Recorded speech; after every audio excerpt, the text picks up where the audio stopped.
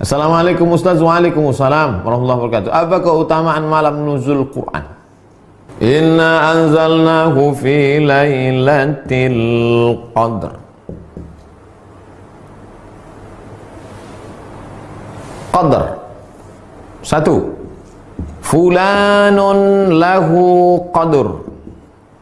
Si fulan itu punya qadar, artinya mulia. Kalau nampak kita raja, fulanun lahu qadrun, itu orang mulia. Maka malam Lailatul Qadar artinya malam yang memiliki kemuliaan. Dua. Yufraqu fihi kullu amrin hakim. Inna kulla syai'in khalaqnahu biqadar. Khalaqnahu biqadar. Qadar di sini artinya takdir. Maka pada malam itu ditetapkan takdir secara detail. Takdir secara umum sudah ditulis di Lauhul Mahfuz. Tapi secara detail per tahun malam Lailatul Qadar. Tiga. Qudira alaihi rizquhu fayaqulu rabbi ahanan. Qudira alaihi rizquhu. Siapa yang disempitkan rezekinya? Jadi malam Lailatul Qadar disebut dengan malam sempit. Kenapa disebut malam qadar itu malam sempit? Kalaulah malaikat itu berbentuk fisik, turun semua malaikat malam itu, dunia ini sempit. Syukurnya malaikat itu berbentuk nur, cahaya. Sehingga kalau kita kumpulkan di ruangan ini cahaya yang 100 watt, 500 watt, dia tidak mengambil, terang benderang. Itulah maka ketika pagi, salamun hiya hatta matla'il fajr, sampai terbit fajar. Fajar itu maksudnya azan subuh. Habis azan subuh habis, terbit matahari, redup. Kenapa matahari redup? Karena cahaya malaikat yang naik. Kemarin nampak saya redup Pak Ustadz di Riau, berarti Lailatul Qadar. Enggak, itu asap. Nah, 3. 4. Kata Nabi SAW, dulu ada orang zaman Bani Israel, zaman Nabi Musa alaihissalam, 4 orang. Malamnya qiyamul lail beribadah kepada Allah, siangnya jihad fisabilillah. Malamnya tak pernah tidur beribadah kepada Allah, siangnya jihad fisabilillah. 80 tahun tidak pernah buat dosa torfata ainin, walaupun sekedip mata, tak pernah buat maksiat. Mendengar cerita itu, sahabat semuanya menunduk, lesu. Kenapa lesu? 80 tahun tak pernah buat dosa, ibadahnya malam qiyamul lail, siang jihad. Kita umur tak sampai 80, malam tidur, siang pun tidur juga.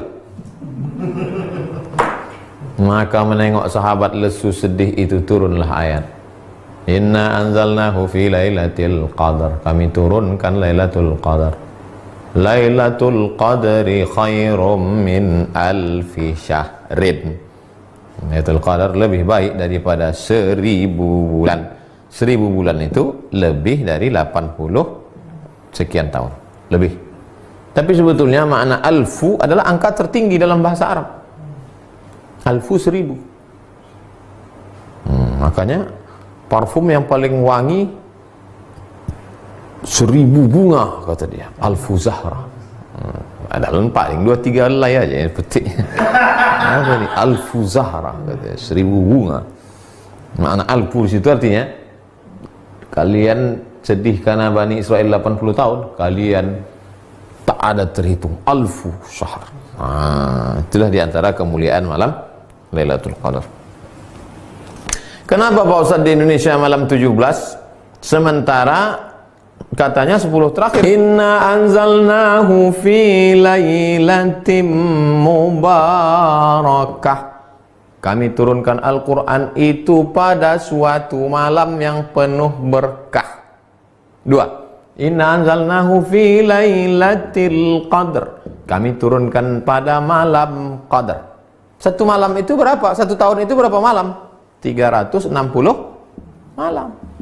Malam yang mana? Diperkecil lagi. 360 malam. diperkecil lagi.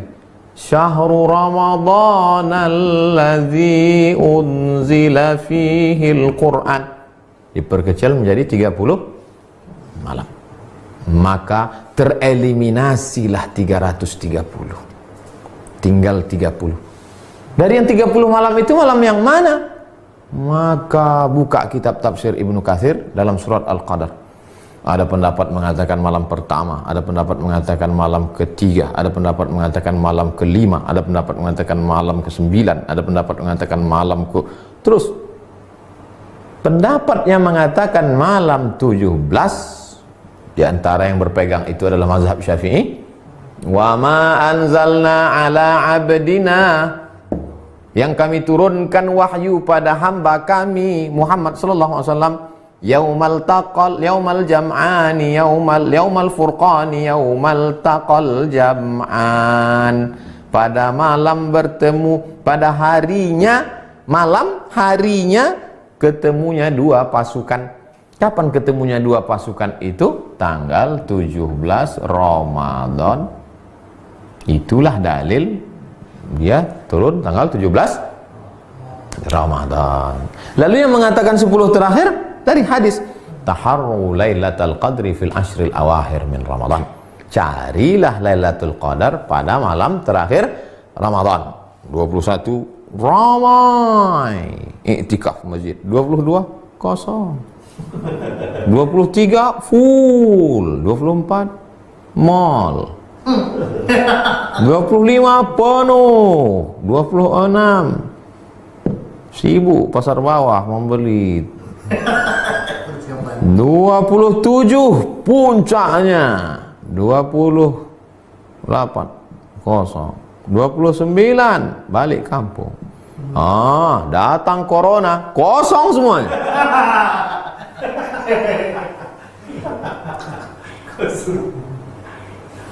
Lalu kemudian diperkecil lagi menjadi 10 berdasarkan kata Nabi. Karena Rasulullah SAW pada Nabi SAW pada malam 10 terakhir Ramadan, aiqadha ahlahu, dibangunkannya istrinya, syadda mi'zarahu, diikatnya, ikat sarungnya, maksudnya dia balik lebih banyak beribadah, iktikaf.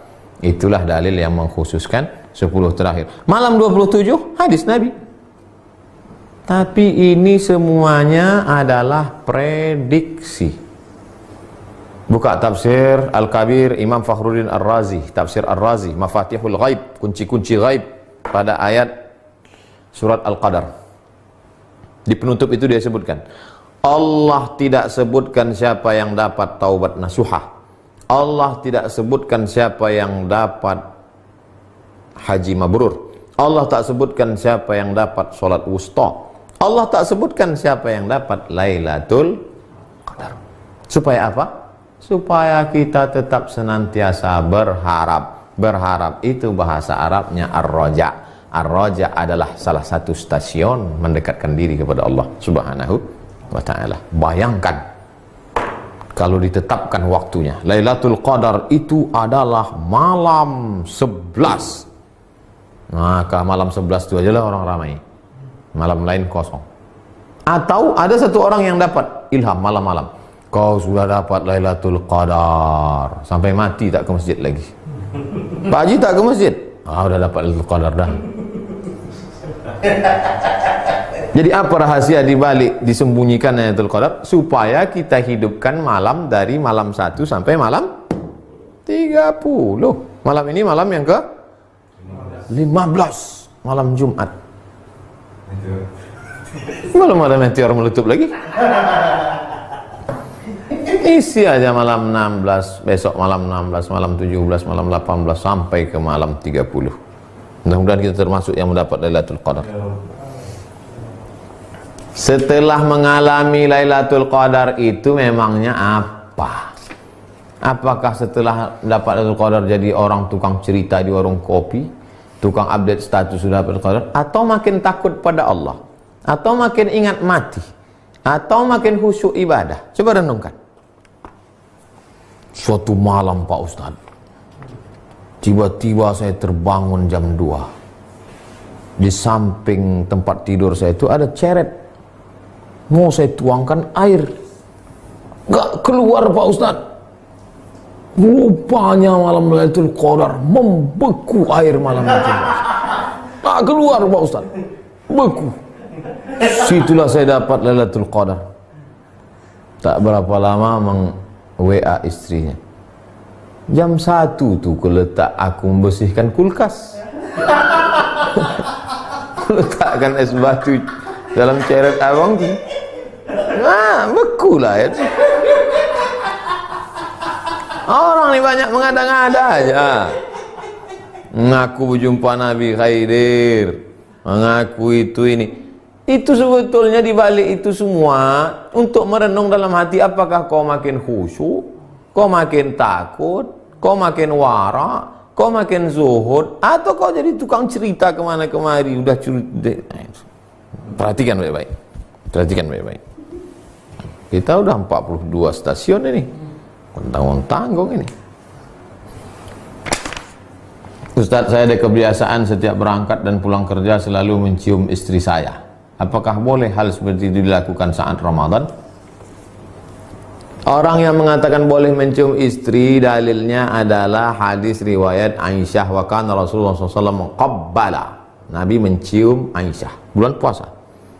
Ulama yang mengatakan tidak, Nabi boleh, karena Nabi bisa mengontrol hawa nafsunya. Kau tak terkontrol, takut dia lepas. Apalagi akad nikahnya baru kemarin 1 Ramadan. Berapa banyak orang tak bisa menahan hawa nafsu, melakukan hubungan pada siang Ramadan itu, berpuasa 2 bulan berturut-turut, bukan tahun tanggung.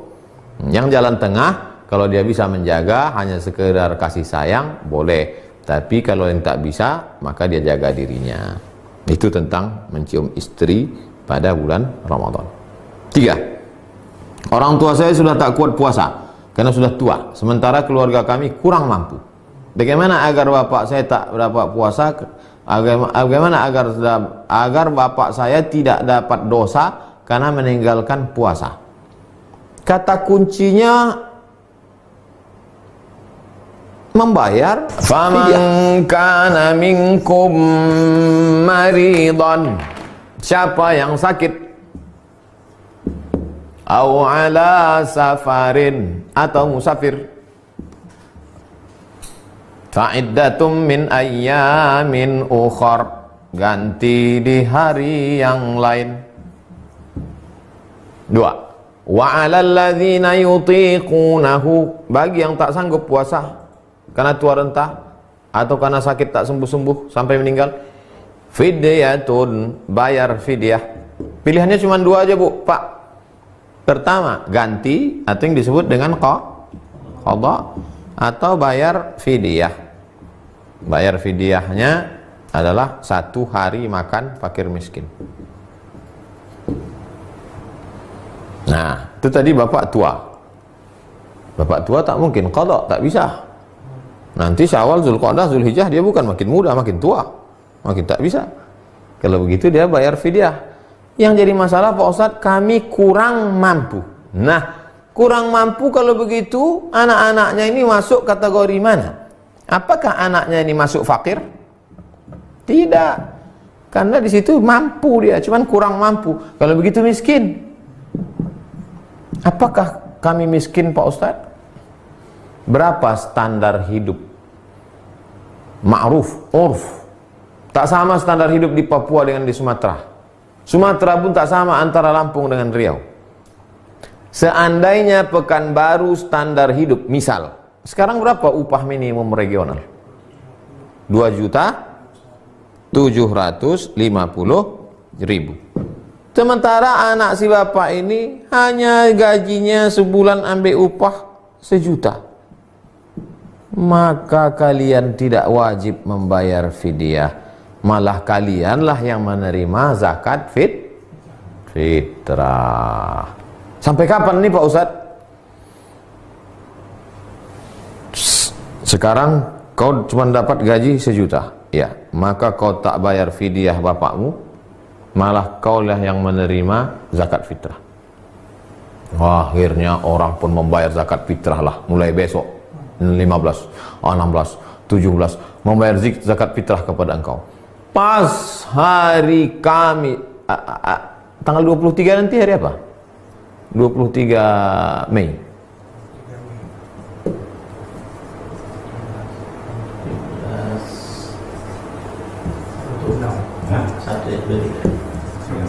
Hari Sabtu.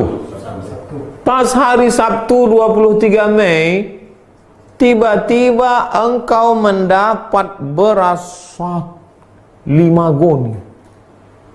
Saking banyaknya orang, maka pada saat itu engkau sudah mampu. Maka bayarkanlah fidyah. Kesimpulannya, keywordnya, kata kuncinya adalah pada mampu tak mampu. Kalau kau tak mampu sampai Idul Fitri, berarti kau tak mampu. Tapi rupanya dibukakan Allah rezekimu, berduyun-duyun orang datang, dapat dari RT, dapat dari Bang Riau Kepri, dapat PSBB, dapat Al-Azhar Syifa Budi, dapat, wah, bertumpuk Ustaz. Bayarkanlah, jangan pula nanti, kami masih susah. Susah betul baru tahu. Jelas itu Pak, Bu. Terakhir, Ibu Aisyah. Jika ada seorang perempuan dipinang oleh lelaki masih awam, belum terlalu mengenal agama, masih dalam perjalanan hijrah, bagaimana pendapat Ustadz?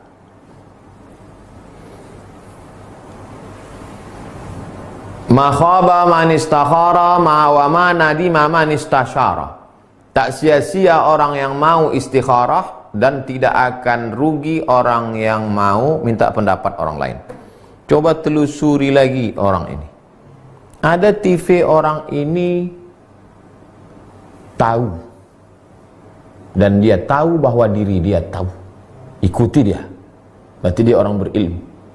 2, dia tak tahu bahwa diri dia tahu.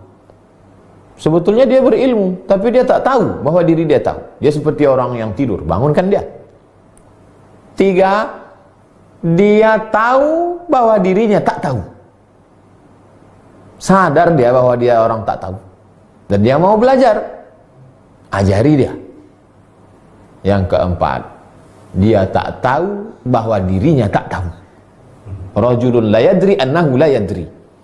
Kalau dia masuk tipe yang 4, baguslah kau cari laki-laki lain. Telusuri dia baik-baik. Mudah-mudahan dia termasuk salah satu dari yang 3 tadi.